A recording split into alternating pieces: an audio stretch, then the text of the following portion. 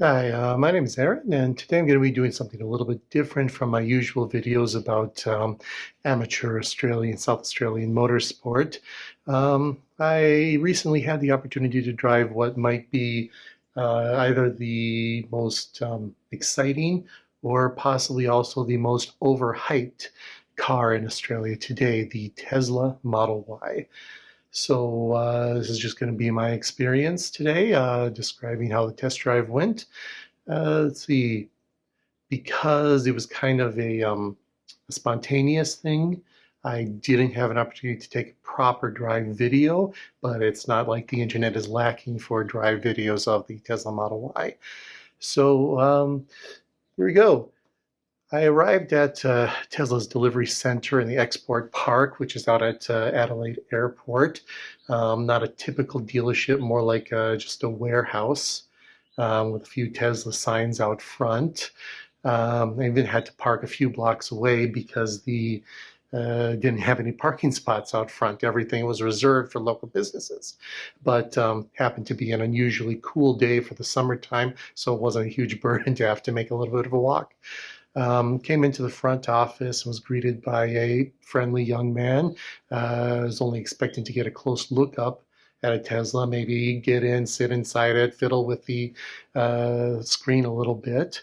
But he asked me right away, "Do you want to take a test drive?" And I said, "Well, sure, yeah, no problem." Usually, test drives for these are only about half an hour, maybe 20 minutes once once the people there get through their spiel and show you how to work everything, which honestly isn't enough time to get a proper drive and feel for the vehicle.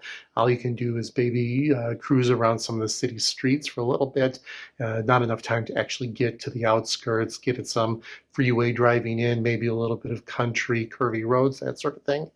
But it just so happened that today they had a few spots available, so they allowed me to take it out for a full hour, which was quite a bit better. Not quite as long as I'd like to get a full feel for the vehicle, but allowed me to do a lot of things that and go a lot of places that you normally wouldn't be able to. So after taking my information, he handed me off to another person who took me to the car, which was a 2023 Model Y rear-wheel drive, kind of the base model, 19-inch wheels, white color, about as base as you can get. Gave me a quick rundown of the basic controls and sent me on my way. So my opinions on the first off the exterior of the car. Um, I've never really been a fan of Tesla's styling. I think the Model S looks great. It does have a lack of detailing, which I think is good from a manufacturing standpoint. Less detailing, that's less you have to design, less you have to manufacture. But it works because the Model S has fundamentally really good proportions. And that's proportions are so important to a pleasing, appealing car design. The Model Y, though, they kind of took the detailing, what little there is of the Model S and the proportions and kind of the way the curves work over the shape of the car and kind of squished it and then stretched it up. And that throws the proportions all out of whack. Some less tactful people might refer to it as the beached whale look. Personally, when it first came out, I used to think it was kind of ugly, but with time and familiarity, it's grown to more of a general indifference, which might not be a great thing from a designer's perspective. I remember Chris Bangle, the controversial BMW designer from late 90s and early 2000s, once saying in an interview that the worst thing for a designer is not everyone hating your car. The worst thing is nobody cares. Nobody even notices. Um, you'd rather have them hate it because at least then it means they notice, they think about it, and it's had an impact. The Model Y just isn't interesting enough anymore to be um, ugly. It's actually, in many ways, extremely cautious and conservative of a design. The proportions are kind of wacky, dictated by primarily aerodynamics and manufacturing concerns. but from a company that is supposed to be unique, radical, game-changing. It's looks like the design looks like they didn't really consider making it look interesting.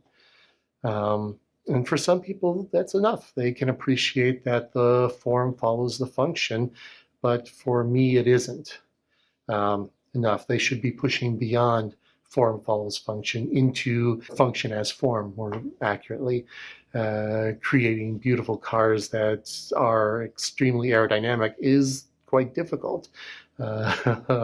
Physics doesn't care about beauty. So just look at the new Mercedes EQS and EQE. They have a very slippery shape, but it's not an appealing shape. It's not dynamic or interesting. So Tesla isn't the only company that has this problem, but some cars do manage this quite well, this balance between aerodynamics and appearance. One notable one that I was really surprised at is the new Toyota Prius, which has never been, it's always been a distinctive car, a car that is instantly recognizable, but it's never been a particularly beautiful car. But the new one is extremely striking.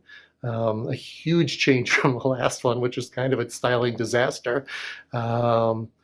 Yeah, so that's one. The BYD Atto 4, I think, is quite good looking, even though it hasn't arrived yet in Australia. And the Kia EV6 has a very dynamic appearance. The Ioniq 6 is interesting, though, because when I first saw the prototype of that, and even the initial early production prototypes, it did strike me as being kind of an ugly car. I've never been a big fan of the whole kind of full swooping style, particularly with the dropping rear end that it uses. It's quite an aerodynamic shape, but I've never been a fan of the way it feels. It makes it look kind of like, I don't know, like someone molded a car out of chocolate, left it out in the sun, and it's kind of melted down. And that's where and then the designers say, hey, that's an idea. But whereas the Model Y kind of grew from being kind of ugly into general indifference, the Ioniq 6 actually grew from kind of ugly into something that I don't know if I like it, but I respect it. I can see what they were going for, and I can respect that they have done something that's a little daring, a little different. And I think the proportions are generally sound, and a lot of the detailing is quite interesting, and that helps. So yeah, exterior not particularly inspiring, but then again, you don't spend a lot of time staring at the exterior. But one thing though about the Tesla is that it's instantly recognizable.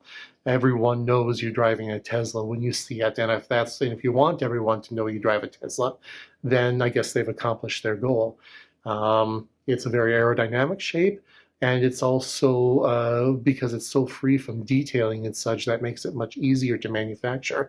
And I think those were their primary concerns with the Model Y, is the aerodynamics and manufacturing ease. So now onto the interior. It's not the exterior design that has inspired a legion of Tesla diehard fans, but my first impressions were that in person, it doesn't feel as sparse and open as it does in pictures looking at it online.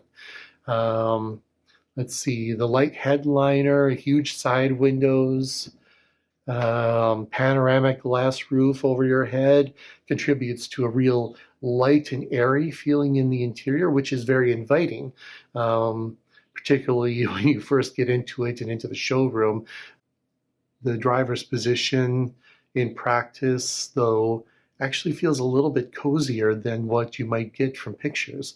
And I think because the center console on your left is actually quite high and wide, and that kind of cocoons you in place. You've also got the steering wheel right up against you and the big screen next to you, and all that put together kind of creates a bit of a cocoon around the driver, which yeah, isn't there's nothing wrong with that. It's just a little bit different from what you might expect looking at pictures of the car online.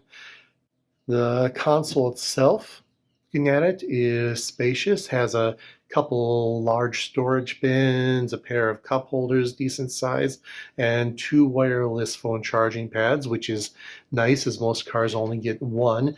Um,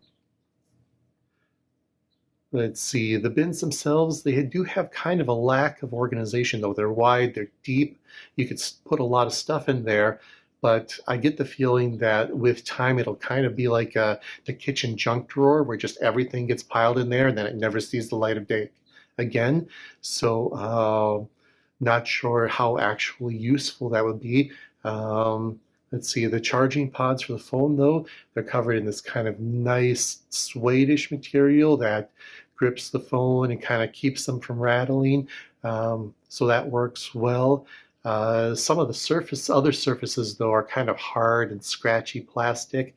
They look okay, but for instance, there's a little spot where you're supposed to put the little key card when you're driving, and it was hard and not particularly grippy or anything. So every time I'd hit the brakes in the test drive, the car would slide forward into the cup holders. Didn't really hold anything very well. The dash is quite plain, unadorned, except for kind of a strip of fake wood and aluminum trim that runs across the width of the dash, which actually leaves a little slit that the air vents are behind. So yeah, quite not a lot to look at there, quite plain and sparse, but also quite unique. Let's see, the wood itself, I thought was quite decent. It's clearly plastic once you kind of tap on it a little bit, but the actual appearance, the visual texture is nice. The actual physical texture is also kind of a satin, porous look that I thought was quite nice. And actually, I think the black trim, the black seat option for the car is worth it just to have that wood trim. I find that the white with the white bar in place of it is just a little bit too clinical, a little bit too sparse, but the wood really adds a bit of, or I should say the fake wood adds a bit of interest to the appearance of the interior. Let's see, the door plastics on the side, they're all right, not quite what you'd expect for an $80,000 car, but with electric cars, you always kind of have to make some compromises in order to keep the price affordable, given the price of the battery in the first place.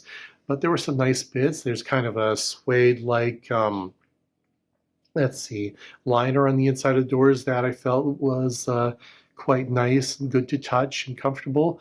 Let's see, the door release buttons, though, I'm not convinced about. There's a little, you don't open the door with a handle like you do on most cars. Instead, it has an electric button that activates an electric popper that pushes the door out, and then you push it from there, which I think was kind of an answer to a question no one asked. You know, like, I can see having poppers as a way to eliminate exterior door handles for the sake of aerodynamics, but the Tesla Model Y already has exterior mechanical door handles. And because the poppers are electric and not 100% reliable over the long term, if you look online, you can see at least a few occasions where people have had failures with that system.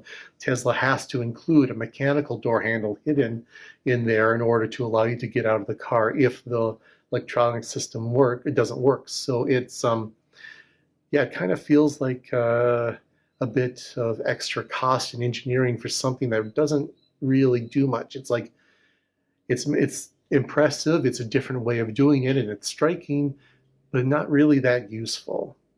The steering wheel was pleasant to hold, had kind of a soft, textured, vegan leather rim that was quite comfortable, but the rest of the plastics on the spokes and the airbag cover kind of felt and looked a little cheap, you know, hard and scratchy, kind of like a sort of video game steering wheel you might use for your PlayStation.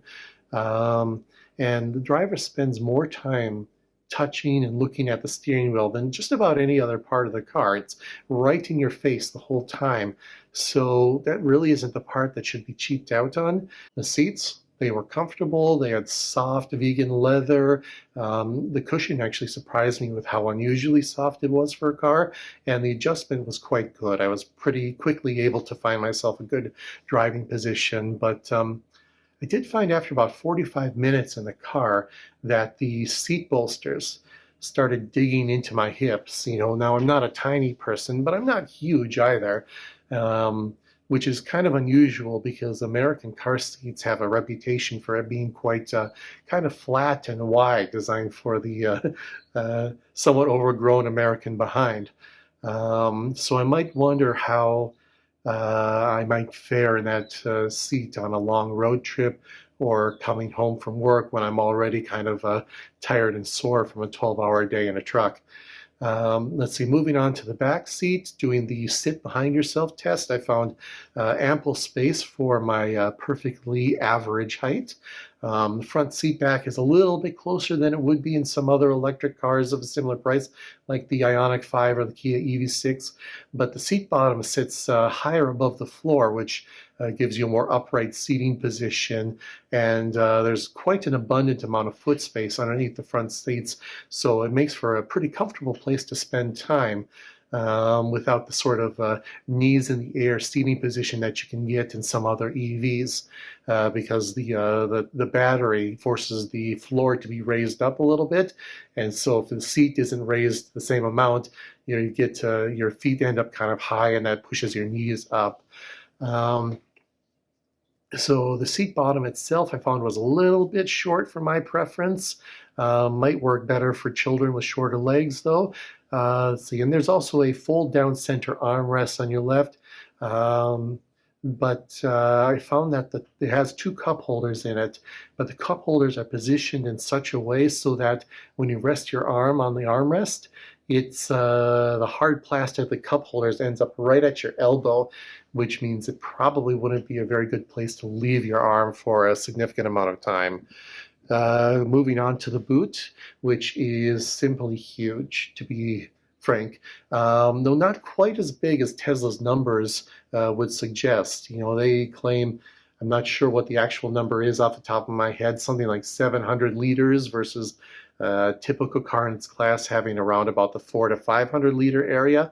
But Tesla actually uses a different method for measuring that space. So the reality is it's not quite as big as their numbers would suggest, but still bigger than average. Looks comparable to, say, a mid-sized station wagon like my Skoda Octavia wagon, but significantly bigger than your typical mid-size SUV like, say, a Mazda CX-5 or something along those lines. There's also a sizable space under the floor and a front boot that would be good for using for like extra charging cables, tools, tie-down straps, anything you want to have with you in the car, but you don't necessarily need to access every day. Some people describe using it for things like putting dirty clothes or shoes when you've been out in the woods or at the beach or something as a way to avoid getting it into the car. But frankly, it's a family car. It's going to get messed up anyway, so I wouldn't worry too much about that. So yeah. Now on to the driving portion of the drive. So my first impression getting out on the road was that of effortless movement. Like sort of like telekinesis almost. I just think, accelerate to 60 and I'm there. It's silent, it's smooth torque that defines the EV experience. The flip side was the regenerative braking, which I found slowed the car quite rapidly, essentially allowing for one pedal driving, but was a little bit too aggressive for my taste and my driving style. This comes from ice and driving trucks and such, looking far down the road ahead. And when I see traffic slowing down, I let off the accelerator and basically coast as much as possible as a way to save fuel. And regenerative braking allows you to recoup a lot of the energy you spent accelerating, but it's not quite as efficient as actually just coasting to a stop. Um, but yeah, works pretty well. And if you like the idea of 1 foot driving, you're maybe a more aggressive driver who tends to wait until the last minute to slow down and come to a stop, it probably work quite well for you. I did miss the ability, though, that a lot of EVs have of adjusting the regenerative braking on the fly. I guess there are settings you can use in the screen that adjust it. Never really had time to get into that and try it out. Let's see, I'm not sure if you can actually do that on the fly or you have to stop and be in park to change that setting, but a lot of EVs, they'll have actually some flappy paddles behind the steering wheel that allow you to adjust the regenerative braking on the fly, which I think is quite useful. My second impression came about 300 meters down the road when I ran over a small buckle in the pavement caused by a tree root, and it felt like I nearly got knocked out of my seat. The suspension is firm, very firm. It actually felt similar to my MX-5, which has a track spec suspension. You feel everything, every single bump, every single crack, every single pothole, every single little tiny shift in the pavement comes through. It's not harsh. You know, the bumps are rounded off a little bit, but they're there. You can't escape them. This sort of ride is fine. You would expect it in a sports car. But maybe, and you might even be able to justify it in the Model Y performance version, but this is the base model. It's a family SUV, and I think it really is just too much. Then when you combine the firm ride with the fact that it's tall raised ride height, tall seats, very tall roof and everything, you get a phenomenon called head toss, where a small bump at the bottom of the car translates into a big bump at the passenger's head. And when you combine that with the seats being kind of, they had that soft, full leather, but it was also a little bit slippery, it meant that every time I hit a bump, I was moving around a fair bit more than I would like. Was tiring after a little while. And on top of that, every single bump brought a loud thump through the cabin. Coming from the suspension, and it just bounces around. It bounces off the rear hatch glass and on the overhead sunroof, and it just feels quite loud and almost a little bit oppressive. Sometimes it was a booming that was almost just on the edge of being painful, coming from that rear suspension, and it's made all the more apparent by the fact that the car is otherwise extremely quiet. You know, the good aerodynamics mean there's almost no wind noise. The tires are very quiet, so there's no tire noise. Of course, there's no engine noise because there's no engine, but that means that all you're left is silence, and that makes the suspension noise all that more present and all that more obvious. It's no wonder, I think, that there are companies that specialize just in fixing Model Y suspensions. Now, apparently, I've been told on the internet that the newer Model Ys, the 2023s, etc., particularly those on the smaller 19-inch wheels, which this one is, have already had their ride improved quite dramatically over what it was originally, which it's still unreasonably firm and quite noisy, though. And I can't imagine what it was like on the original ones. Continuing down Adelaide's Marion Road, which is actually one of the smoother and more nicer main roads in Adelaide, which is quite surprising that it was still gave the impression of a rough ride. I decided I had to try and do something to relieve that noise, so I started fiddling with the screen to turn on the radio, which took a lot of effort, not being familiar. I didn't like I said, this is a spontaneous thing, and I didn't go through videos online or read a manual or anything on how everything works, partly because, like I said, it was spontaneous, but also because I wanted to get an idea of the user friendliness. You know, I believe that having a manual is important, particularly for more for more detailed functions of a car, but a car should also have the basic functions, should be quite user-friendly. You shouldn't need a manual or a lot of time to figure out how to use them. I quickly learned that if I'm trying to do anything with that screen that I'm not familiar with, I should probably wait till I'm stopped, because trying to dig through menus, trying to find where the radio was, figuring out how to switch stations, all that, it was quite distracting initially. Once I got it figured out and such, it became a little bit easier. Being new to the system, there was quite a learning curve, and I feel like that's a bit of a bit of a problem, particularly when we're talking about the basic functions of a car, like the basic sound system, heating controls, etc. As far as the audio sound itself, I thought it sounded perfectly adequate. I'm not particularly an audiophile, so I'm not going to decide whether it was exceptionally good or just adequate. But yeah, for my preferences, it was just fine.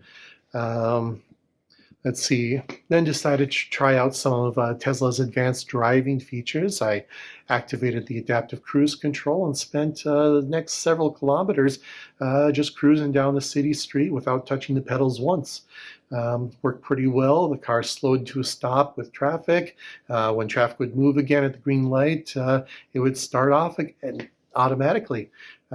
Very different and much calmer experience than I usually have, spending an hour driving home from work in a Lowe's manual transmission car. Yeah, I would occasionally glance down at the screen just to kind of get an idea, because the screen shows you a little display of what the sensors are detecting around the car. So it'll show your car and where other cars are positioned around you and stuff. And it was quite impressive, some of the things it would spot. It would spot things like telephone poles, and it recognized people's trash bins that had been left out on the side of the road, and pedestrians and such. It would position them all around the car, and even provide sometimes little warnings when a car next to you is getting a little bit too close. But I also noticed there were a few things that missed, that it didn't recognize, that I thought was a little bit worrying. Let's see, there were a few times, there was a one speed limit change where the limit changed from 100 down to 80, where the system missed and didn't slow down, so I had to slow it down. I had to slow it down manually. There was also another point where there was a car parked off on the side of the road with its flashers on. Didn't appear on the screen at all, so I'm guessing the system did not know that car was there, which could be problematic. Also, there was a point where there was a pedestrian, a lady with her child in hands, who was standing on the median strip, that the system didn't recognize. Which might delay a reaction if that person were to step out into traffic and such. So not sure if it's quite perfect yet, but still fairly impressive. Did seem to work quite well in practice, even slowing down occasionally for some of the sharper corners on the road, though some of them would slow down a little bit too much, which would force me to take over driving, and probably frustrating for drivers behind me. I didn't try to use the more advanced features with like the auto steer and stuff, partly because I couldn't figure out how to get them activated until afterwards, which points to another issue, is that a lot of the controls to activate these things, you just have to know the command. There's no button with there's no labeled button or switch or anything for it. You just have to know that you tap this control twice or something, and then it activates the system. So because Tesla was nice enough to let me drive the car for an extra long session, I was able to get out of the city streets and onto the expressway for a little bit of high-speed cruising. And on the smooth, relatively new Southern Expressway, let's see, the ride settled down a fair bit, got a lot quieter. Wind and tire noise were well suppressed, and the suspension noise abated a lot. But in the quiet, some new noises appeared. There were a couple of rattles that came out from behind me in the back of the car, and a loud buzzing that appeared underneath the dash, particularly when there was a A gentleman in a Commodore with an aftermarket exhaust. He drove by, his engine roaring, and it caused this buzzing to appear underneath the dash. And then he let off the accelerator when he was off in front of me a little bit, and the buzzing would disappear. And then he'd step on the accelerator again, even though he's a few hundred meters in front of me. The buzzing would come back. So it seems like there's something maybe a little loose underneath the dash that responds to that particular sound. Let's see. So Tesla's quality issues are well documented. I keep getting told that they've been solved or at least dramatically improved. But these rattles and buzzing weren't the only quality issues I noticed on the car either, as there were some interior and exterior parts that didn't quite seem to fit together properly. It wasn't awful, but bad enough that I noticed without actually being on the hunt for them. One that I forgot to mention earlier is that wood dash trim across the front of the vehicle. It passes through the dash and into the doors, and the texture actually changes from the dash to the doors, like they're made out of a different material. And they didn't quite bother to make it perfectly consistent, which I noticed quite quickly and kind of bugged me a little bit. So anyway, after the short highway drive, I stopped at my house, picked up my son for the return trip. And when I got out of the car, took the key with me, the car turns off automatically, which they do. There's no actual on or off button or anything. It just detects when the key or when your phone is with you, and the car automatically turns on and off. But that meant that the system actually reset to the default standard for that profile. Which meant when I got back into the car, I had to readjust everything. That won't be a problem for an owner because they would have their own settings set in their profile. But what it did do is it changed the temp from a comfortable 18 degrees all the way up to 24 degrees. So we started heading back towards the dealership, and I used the car's instant torque and brisk acceleration. I think Tesla claims about 6.9 seconds, somewhere around that, a high 6 for its 0 to 100 time, which is quite decent, not screamingly fast, but quite a bit quicker than the average new car. Used that quick acceleration to kind of startle my son a little bit, which was fun. But pretty quickly, the car was starting to get quite warm with the temperature reset. And even though it was actually quite a cool day for the summertime in Adelaide, that overhead roof was starting to be noticeable. It's tinted solar glass, but there's still no stopping the fact that you've always got the sun on you in that car. So we decided we'd have to try to reset the temperature to something more comfortable.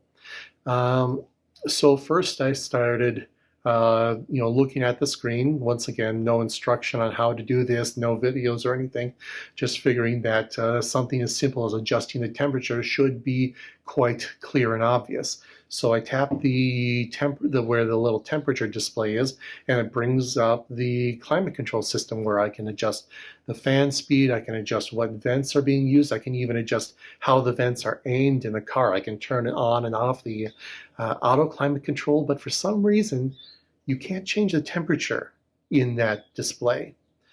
Kept fiddling around trying to figure out how to change the temperature. A little bit distracting while also trying to drive.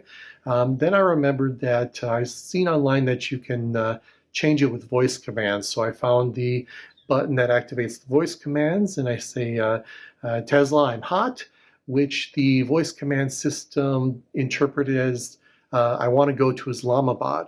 So it started rerouting the navigation system to Islamabad, Afghanistan, which of course is an ocean away, so that didn't work. I then had to change my voice, be very clear, speak slowly and enunciate before I was able to get it to reset to the temperature I wanted it to, which I've never been a fan of voice controls, no matter how well they work. I find that generally, particularly if you have an accent, they don't work as well as advertised, and even when they do work well, it's always an interruption to the experience. It's bothersome to passengers, and even as a driver, I don't like using it. I don't like speaking to the machine. I just want to press a button to tell it what to do, rather than having to open my voice and think about the words and everything to tell it what to do.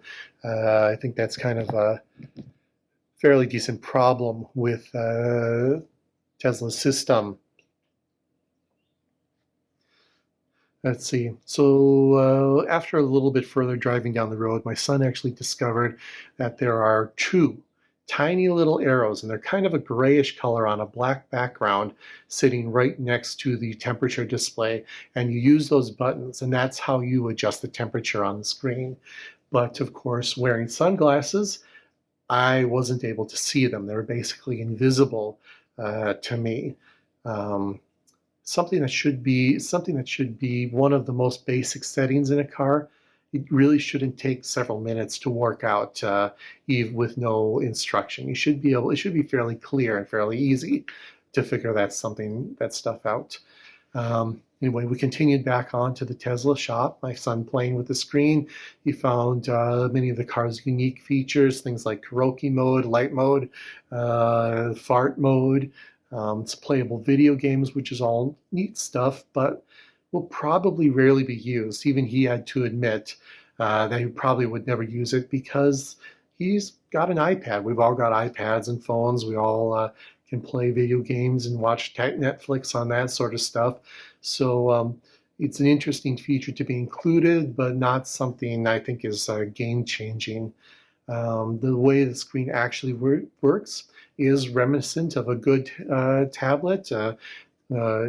Detected where your finger was quite reliably. It was quick and responsive, which is good because it kind of has to be, because every single function practically is operated through that screen, not just the AVAX system, but even the windshield wipers. If you want to do anything more than a single swipe, you have to activate them through the screen, which I think is kind of a safety oversight, as when it starts downpouring and the road is getting slippery and everything, you shouldn't be having to take your hand off the steering wheel and looking down at the screen to choose what settings you want. And frequently when it is raining, the rate of the rain changes frequently, so I find myself in a regular car kind of constantly adjusting the speed of the wipers to compensate for how much rain is falling. So always having to go through the screen to make those adjustments, I think is an oversight. That's the sort of thing that should be operated through a switch on the console. But adding a switch kind of detracts to the simple, almost sparse interior aesthetic, and it also adds cost to development and manufacturing. And I think that's what Tesla was trying to avoid. I also get the feeling that they kind of expected that they'd have this full self-driving thing worked out several years ago, and that it wouldn't be an issue anymore. But unfortunately, full self-driving has proven to be a lot more difficult than they expected, and so we're still kind of stuck with the situation where we have to manage that sort of thing ourselves. You can control the windshield wipers with voice commands, though when it's downpouring and it's quite noisy, I'm not sure if how well the commands will work. It's also just another distraction you have to deal with. There's also an auto mode, but my experience with auto modes, I almost always turn them off on wipers, because what happens is you get two tiny little drops on the screen, and then the wipers go crazy and they spread dust all over the place, and it's actually for a little while harder to see, and it might even scratch up your windshield wiper if it's not waiting until there's enough water on the screen to be able to lubricate the blades properly. So yeah, another kind of glaring omission in an otherwise tech-heavy system is the complete lack of Apple CarPlay or Android Auto connectivity. Some Tesla fans tell me that this is because Tesla's system is so good you won't ever need it, but I kind of think that shouldn't that be the driver's choice whether or not they do? I think from Tesla's perspective, it's more about not having to pay licensing fees and also being able to force drivers into Tesla's own ecosystem for everything that they want to do. Um, it's similar to the way I think that Apple kind of resists being able to use their systems with other competitors' systems in a way to kind of force you to fully adopt Apple's ecosystem. Let's see, good for Apple, but maybe not the best thing for owners and users. Um, let's see.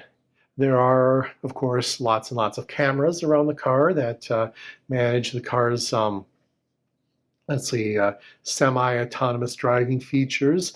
They also allow you to look around the car, and there are some helpful things, like there's a parking sensor in front. I noticed it actually doesn't just give you a little graph or anything of how close you are. It actually tells you the numerical distance, which I thought was kind of neat. There's a pretty good reversing camera, which is going to be quite necessary, as you can't see anything out of the back window.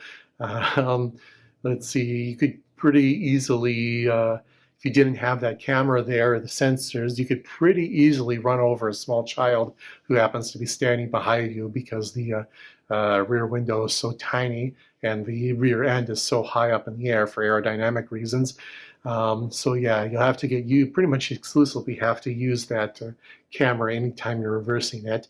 It also has a couple of cameras off to the side that do an interesting thing, where when you have the turn signals on, it shows up the camera on that side of the car to kind of give you a view of your blind spot.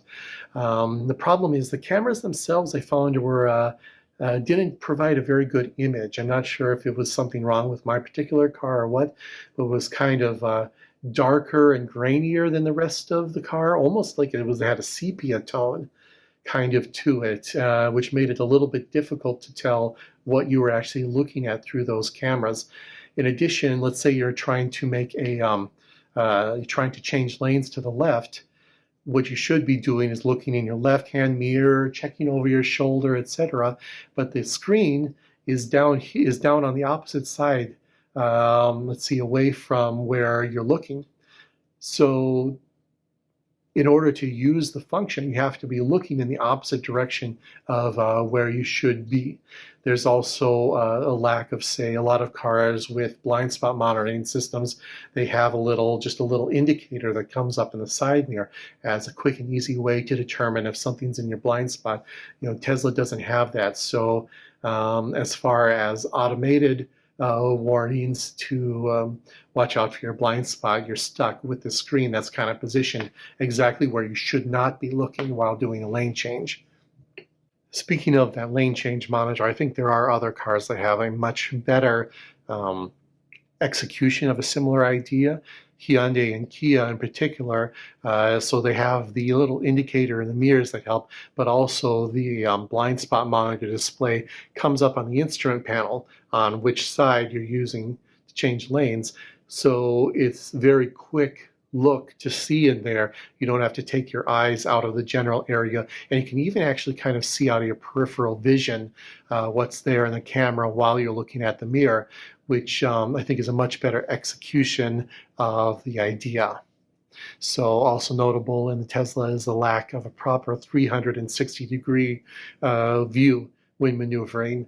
I'm told that that's because of the way the cameras are orientated for the sake of full self-driving capability, but it means that when you are, as a driver, maneuvering the car, there are some blind spots in the camera system, and it's not quite as intuitive with being able to spot exactly where an object is in relation to the car. So when we got back to the Tesla shop, one of the staff members came out. He showed me a few other features of the car while we were waiting for the next group to come in and for their test drive. He showed me the phone app, which I've read is quite impressive, how it can do various features like preheating the vehicle, etc. You can actually use your phone as a key, so you don't have to carry the regular key with it. All this stuff doesn't actually work for me because I'm not allowed to put third-party apps on my phone. It's a work phone, so I'd be reliant entirely on the key for all its functionality. Um, Let's see, he also showed me how you can, say, open up the boot from the app.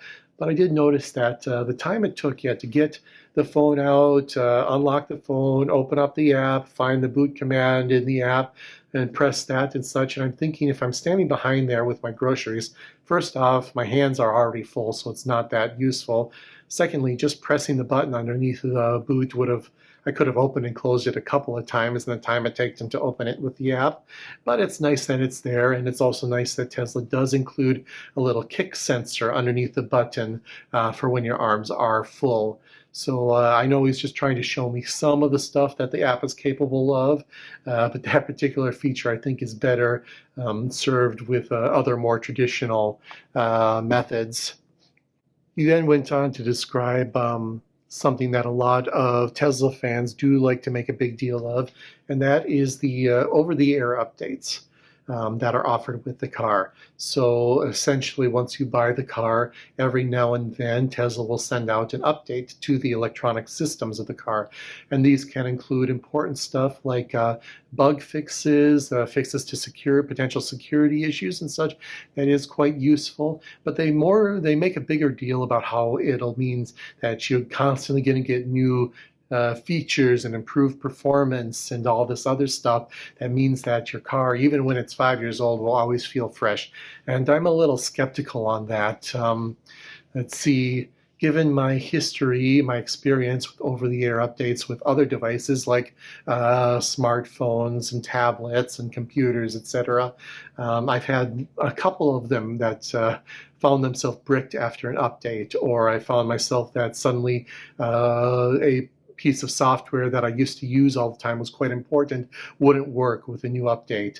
And that would be a huge hassle, and I would have to go back and sometimes use a slightly unorthodox and ill-advised process to revert the system to an earlier version of the software in order to actually use the device again. And given how often Tesla changes the hardware behind their system, I do get the feeling that we'll soon find ourselves in situations where you're going to have to do you're not going to be able to use the latest over-the-air updates. Either that, or you might have to spend a huge amount of money updating your hardware in order to continue to get those updates to make them useful. And there's also a concern that maybe you might have an update come in overnight, you show up at the car the next morning, and the car won't work. It's bricked because just something in the update doesn't work. And Tesla themselves do have a history in the past of issuing updates that had to be rescinded because of bugs and such. I personally feel that updates are generally fine for smartphones and such, but for a car with something that you rely on to get where you need to go, having the latest version of Cuphead is less important than making sure that the system always works. And so issuing, say, an over-the-air update to fix a bug in the system, that could be quite useful. Sometimes for dealing with recalls that are just a software update, that could be quite useful versus having to bring it into the dealer. But I think getting constant updates just to slightly change the interface once you've gotten used to it, or changing what software, or updating to the latest, what video games you can play and such, really isn't that critical and could potentially cause more problems than it's worth. Moving on to just my general conclusion, what I came away with feeling. It may seem like I'm being very critical, and I kind of am, because I believe that any product, particularly a car, should be the subject of critique. No car is perfect. Everything can be improved a lot, and we shouldn't be afraid to be honest and critique the issues with a machine and the design for it. So yeah, if I had to describe the word in one way, I would probably use the word impressive. And I don't mean that entirely as a compliment. It's like the car was designed to make a great first impression, to wow people who look at the car online, who see videos on YouTube, who walk into the showroom and get inside and go, wow, that huge glass roof, wow, this huge, particularly when the thing came out, a lot of screens were less than 10 inches, and this one's 15 inches inside. It's huge. It's like a giant tablet. It's almost like a laptop in your car. It's meant to wow people. Unfortunately, or create a huge impression. But unfortunately, a lot of these impressions, I think, are short-term things that aren't going to live up day to day and over the years. For instance, that huge glass roof in the interior makes it really light and airy, makes kind of inviting ambience in the interior, but it also amplifies that loud suspension noise because it bounces off the roof, and it increases heat in the cabin because you can't escape the sun ever in that car. Sure, it's tinted solar glass, which helps, reduces it, but what the car really needs is a proper fabric closable shade, which would absorb noise from the suspension and in the interior in generally, and also provide some shelter from the sun. However, it's not impressive. Why spend? I think Tesla was thinking, why spend the money and the resources to engineer a shade for this huge glass window when it's not going to necessarily impress people who are looking at it online? Let's see. Alternatively, if the goal of their system was to maximize efficiency and reduce costs, then they probably should have just gone with a regular steel roof. It's lighter, it's cheaper, and it insulates better, both from heat and from noise. So, that would have been probably arguably the smart way to do, but it's not the most impressive way. Let's see, the screen itself, it's packed full of impressive software, but much of it is admittedly gimmicky stuff that would only get used by the owner a few times, usually when you're trying to use it to impress somebody else. Let's see, the almost complete lack of secondary controls like buttons and knobs is impressive for its sleek, techie aesthetic, but it forces even basic functions like temperature and fan controls or wiper speeds into a busy and distracting touchscreen. Let's say I've been told that you get used to it, or if you don't like the screen, you can just always use voice commands, or, well, here's a shortcut that makes the operation simpler. But one thing no one has ever been able to tell me, no Tesla fans, is why is it better? And I don't think it is. It's not better than a simple switcher button. But it's cheaper for Tesla and easier to engineer and manufacture. And more importantly, it's impressive. The overly firm ride quality is impressive in the way it makes a big family SUV feel like a sports car. But it also tosses your passengers' heads around and thumps through the cabin and rattles parts loose, breaking the otherwise smooth or relaxed progress that the powertrain and driver's assists provide. 99.9% of the time, refinement is more important as a trait than sportiness. But refinement is expensive. It's difficult. It takes experience and know-how to make that happen. It's difficult to manufacture and hard to quantify when you're buying your car off of a website. So sportiness is far simpler to evoke and more impressive.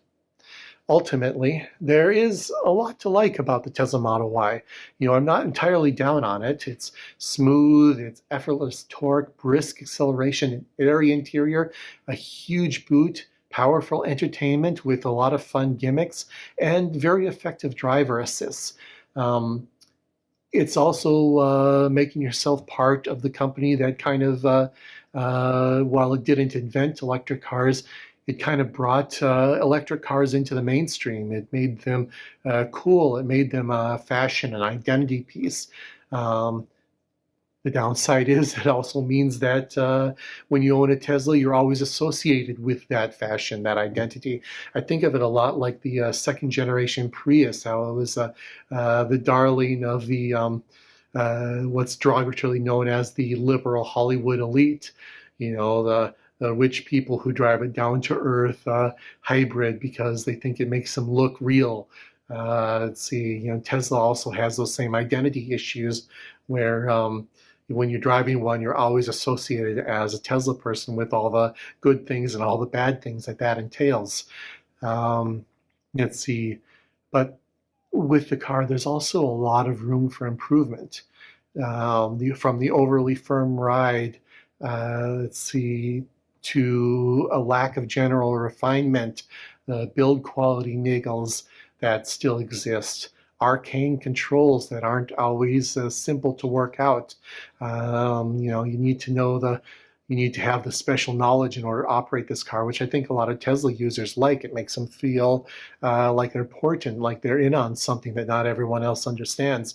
It has a very steep learning curve and bizarre equipment choices like the lack of a headliner or the lack of a closing shade for the roof, the way their cameras are set up, and some fun gimmicks that are ultimately just gimmicks. So it's a great piece of tech, but only a good car. All right. So that was my impression of the Tesla Model Y. Let's see. I hope it was helpful and gives you something to think about, something to look out for if you are considering a Y yourself. The idea here is I'm not trying to tell you not to buy one. I'm not trying to tell you to buy one either. I'm just trying to give you my impression and maybe give you some things to think about when you're considering it, and some things to look at and to ask yourself. I hope you enjoyed this, and everyone have a great day. Thank you.